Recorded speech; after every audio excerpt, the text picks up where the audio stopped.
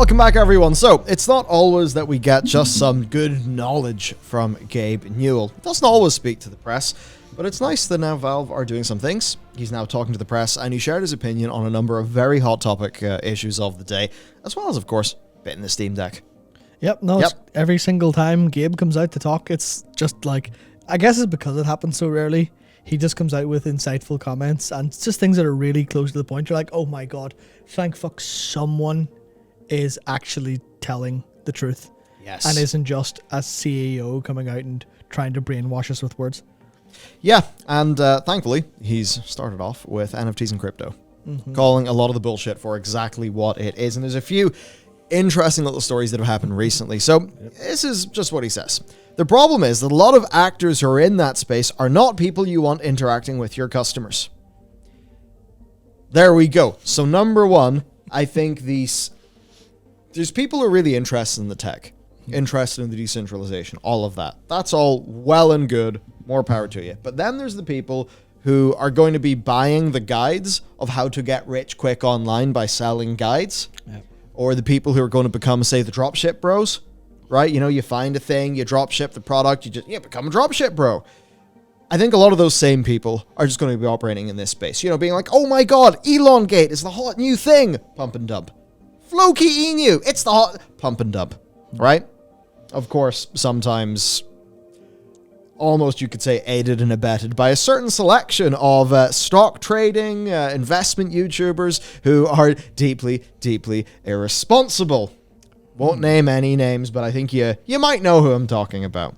A lot of those people end up in this space with video games. If you really want to dive into this rabbit hole deep, I recommend checking out Kira TV.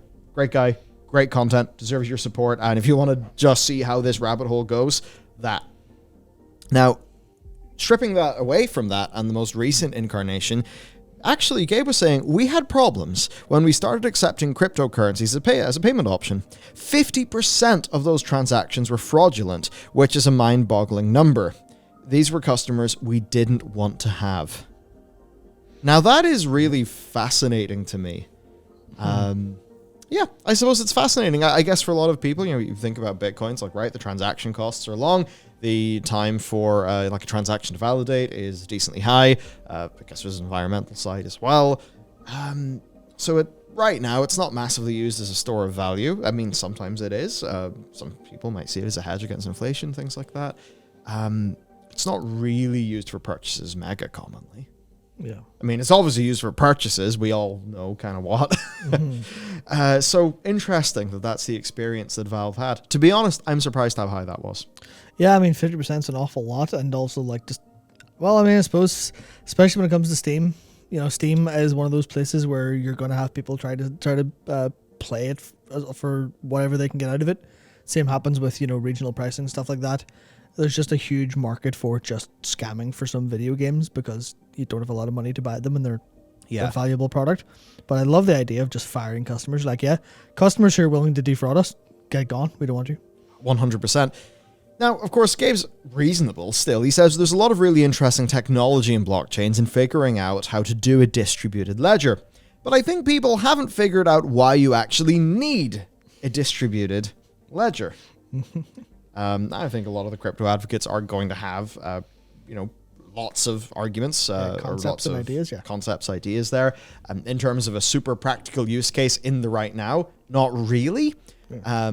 I mean, you can say, as an example, you get an NFT, maybe that grants you access to a bunch of concerts or the backstage pass and membership to some crew thing. Well, okay, you own the NFT. It's in your wallet. That's that. You can always validate and verify that. I suppose that's the sort of use case that some people are going to think about for an NFT, more so than the, you own a link to a JPEG. Woo. So, as it applies to games, though, lots of schemes.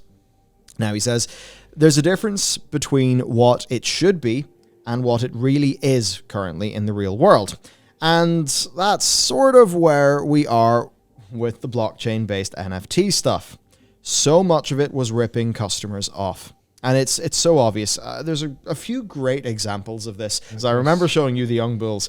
Now, the Young Bulls, it kind of comes from the Bored Ape Club, which are the apes that are Bored Ape Yacht Club. They're the ones that you will have seen, the apes, right? And I saw it, and it just shows how little intrinsic value. The Bored Apes only have value because everyone basically decided that this is what a Bored Ape is worth. This is membership to this exclusive club. But what we've seen after that is loads of attempts to recapture that magic. Yeah. Magic. The Young Bull one was just really funny. I was getting it in my Twitter, sort of those annoying inline advertisements. I was getting it on a daily basis. I go through it, and it's the exact same as the Bored Ape Yacht Club, just done by a bunch of morons who, are not very good at writing copy, which did make the whole thing unintentionally hilarious. So I am glad that they paid some advertising dollars so that I could see their product. I got a laugh out of it, and they lost some money. But that's the sort of thing where it's very transparent what it is. Yeah. Especially when you look at how, they're doing like the initial mint, and they have to cut the price, and sometimes they cut the amount of, the amount that they're issuing. All of those things. You come at this from even some of the game development side. Making the game layer for so many of these is so simple. They're all coming out here with these sort of demo videos. And what I've noticed is a whole bunch of these crypto bros, they are Twitter bio entrepreneurs. They're Twitter biotechnologists. They don't know how to open Unity and do shit. Yeah. They don't know how to code shit. So I think a lot of them get really easily hoodwinked. Because we, as people who know Unity, we look at that and we're like, dude, you just mashed together like 3 asset packs. You did a screen recording of running through a world that's very easy to put together. Maybe is even just a mashing up of a few demo scenes that have been put together by the asset pack creators. And now you've just got this many million of dumbass money? What? So I think Gabe is very, very on the money. Look, if people think they can make money, people buy the Ty Lopez courses, everyone.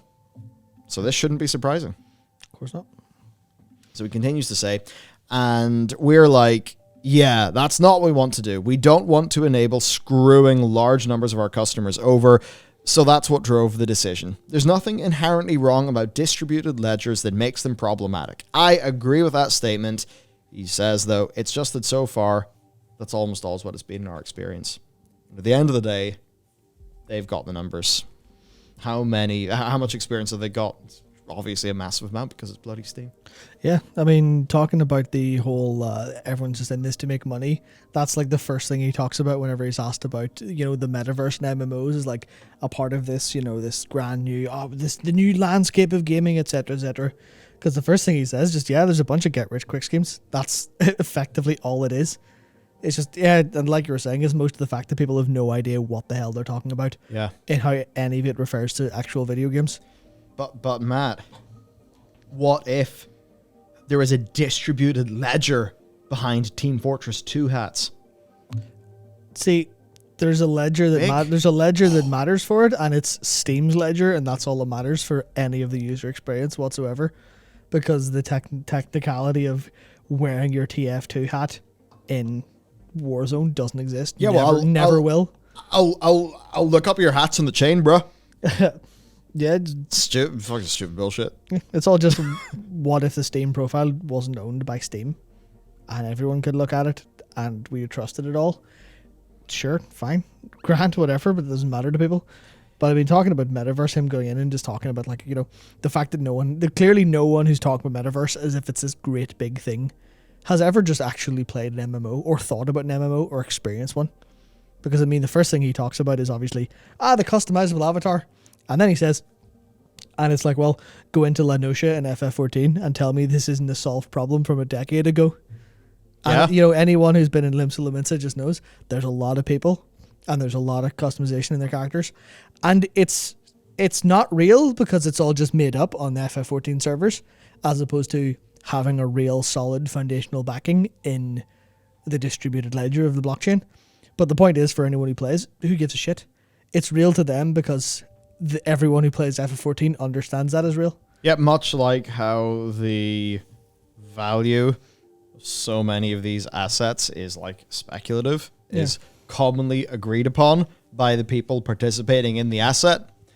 Just a little bit like how for all your character customizations, everyone agrees that they matter. That's all that matters. Yeah. The only thing that could, shake confidence in that is if Square Enix went and messed around with people's characters. But because they're not going to do that, everyone's happy. And it's like, if you want to turn this into a businessy thing, it's like, okay, so imagine just about any MMO, give it proximity chat and a rooms feature. There you go. That's most people's like big multi, I want to be the next Silicon Valley unicorn. Now I think what Meta are trying to do with this is probably a little bit more in depth with, all that stuff. But I mean, fundamentally, I think this stuff's a bit of a solved problem. Basically, do you know what? I think they're just trying to repackage it in a way that normies will use it. Yeah, I mean, that's a thing. Like, one of the things he goes on to talk about is, is anyone who's coming to the party late, will they have anything to add? Or will it just be a bunch of magic reasons for people to give them money? Yeah. That's the entire gist of it. But it's funny, his story about Neil Stephenson's interesting. Because Snow Crash is the novel from Neil Stephenson that kind of explored the metaverse and I believe coined the actual term metaverse. Everyone's been using that. And I think I looked for it when before we sat down to record this, and I couldn't actually find it specifically, but I think it was Andrew Wilson of EA who, in an earnings call talking about the metaverse, talked about, I can't remember if it was Snow Crash specifically or just talked about Stephenson's work. And like, well, okay, well, no one understands what sci-fi novels ever actually say. No one in business or no one in technology who's saying things ever seems to understand, because like Gabe says, he's friends with Neil Stephenson, so every time he sees him, Stephenson ends up at some point with his face in his hands. He's like, okay, what metaverse story is driving you insane today? And it's just that case. It was PC Gamer threw a tweet in just to kind of highlight, and it was someone going, sci-fi novel. I made this cautionary tale about the Torment Nexus, how it should never be built. Then a tech bro comes along and goes, finally, from the hit novel, please don't build the Torment Nexus. We've finally created the Torment Nexus in real life. And that's just really the entirety of it. Is like, here's all these cautionary tales of tech dystopia. And then all these people come in like, we've done it. We've recreated the tech dystopia because it's all good and we've ignored all the downsides. Yeah. How many people look at like the cyberpunk genre and just they just think it's like, oh, whoa, you can have neon lights and noodle soup in the rain. Yeah. How cool! And completely fucking miss the whole point. Yeah. With cyberpunk, like how many, with that whole story coming up, like how many people just fundamentally didn't actually get the point of the original. It's like, wow, transhumanism has no downsides. God damn it. Yeah. Oh man. So I think it is great though that Gabe is definitely grounded in all of this, because by the end he says, but in the end, customers and useful technology win out. So I'm not super worried about that. I wish I could share his optimism, if I'm honest, but so far, at least as far as Steam and Valve have been concerned, there's no failed. They've not kept any failed experiments. Yeah. Anything that's happened is like, has this been good for the customer? Yes, let's keep it. So, 3 years later, Matt was found living in the pod, eating the insects, having fun in the metaverse. As for acquisitions, then. Well, he says, consolidations a lot of times can be motivated by strange reasons.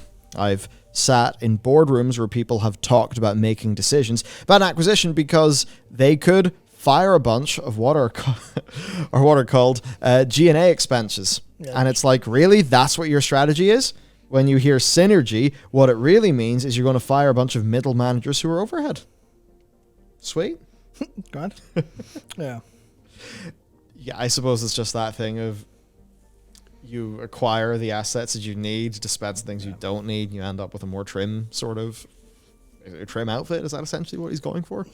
Yeah. He says a lot of it is just that business thing of, you're not doing this for any great big user experience. A lot of mergers and acquisitions end up being just, can we have 3 developer studios operating under one publisher?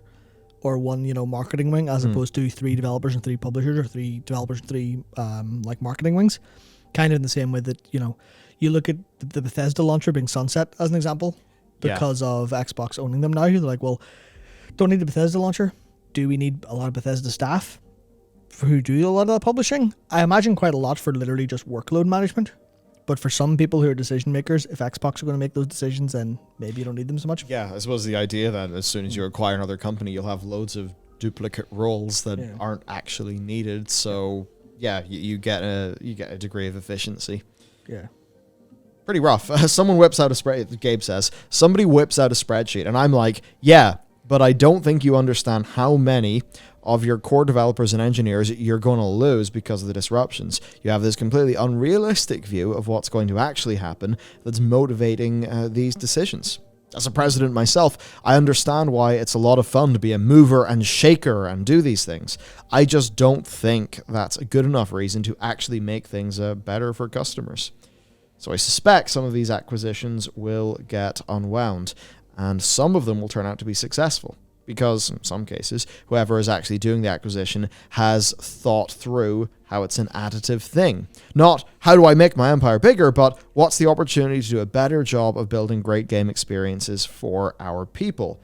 And certainly a lot of people who've maybe liked Blizzard games probably looking at this and thinking, well, I can see what side of what Gabe is saying I hope this one falls into. Yeah. At least from a customer's perspective. Yeah, it was interesting to me trying to figure out, like, okay, what recent examples is he talking about in games, and I couldn't really find anything super recent that's like inherently bad.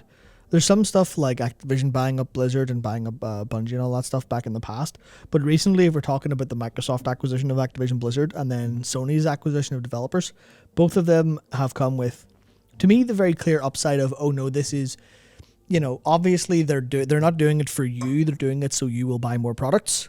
But if you're buying more products because their games are better, or there are more games, or they're on the platform you want, then that makes sense. So I think that's a case where I actually think that maybe Microsoft could, you know, get rid of a bunch of Activision Blizzard publishing people because they literally don't need them anymore. Yeah. And then that would fall under the synergistic side of things. But it does seem like all of Microsoft's purchases under Phil has been, how can we get these developers and make great games out of them? And then those great games will just so happen to be on Xbox first. Yeah. Same with Sony, been like Bungie. We'll buy Bungie. They'll be completely allowed to publish wherever they want, but we want the access to their live service tech. We want access to, I can't remember. Adrian, I can't remember. I don't know how to pronounce his surname, but the guy on Witchfire, developer of that, he, big FPS guy. I can't remember what he did in the past, but he was talking about something specific that Bungie were doing in regards to shooter tech. I can't remember what it was, but he was saying like, that's the kind of stuff Sony want to buy. They want to buy this very specific thing that they know Bungie are exceptional at, and then they can use it across all their products. Yeah. So that's the thing where a lot of this so far seems to be actually beneficial for the customer.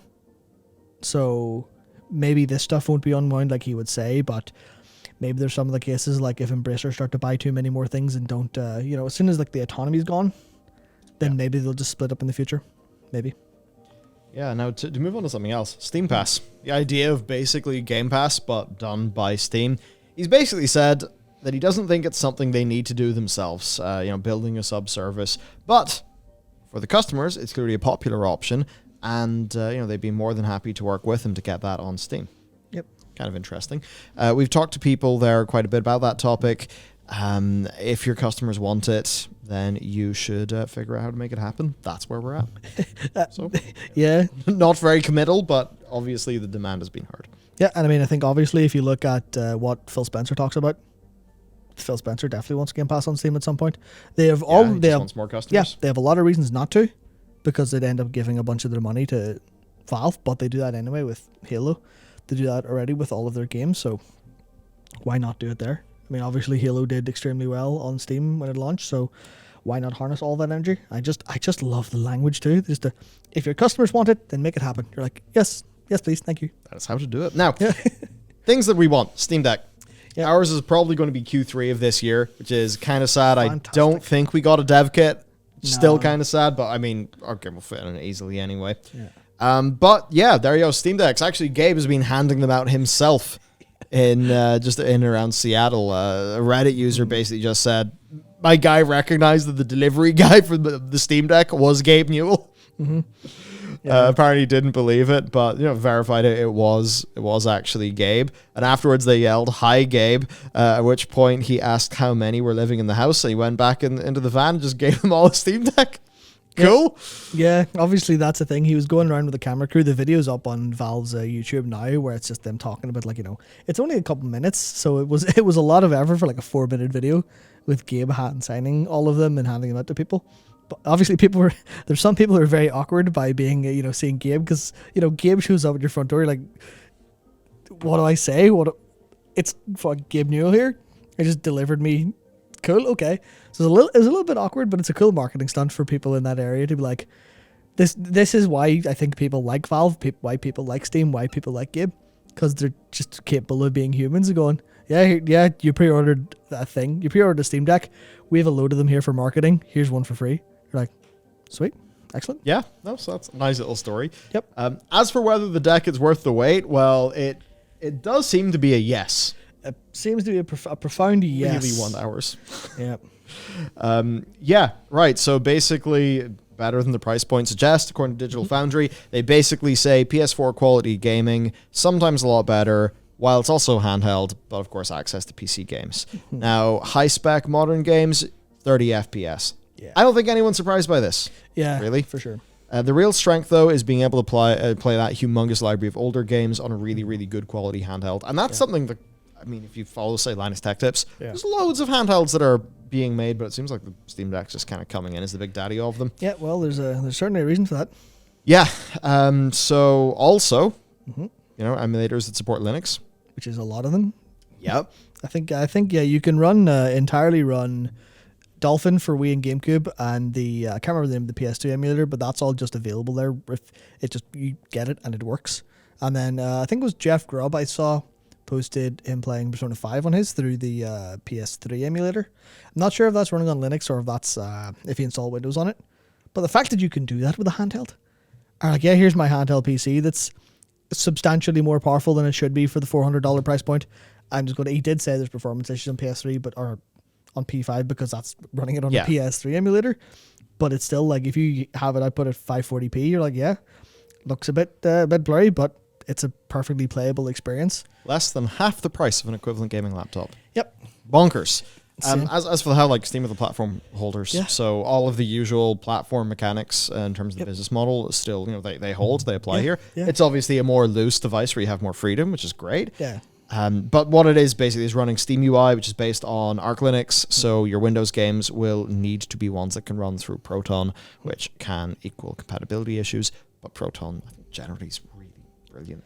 Yeah, I think we're okay. I think last I looked, I think the verified number was nearly about 330, 340.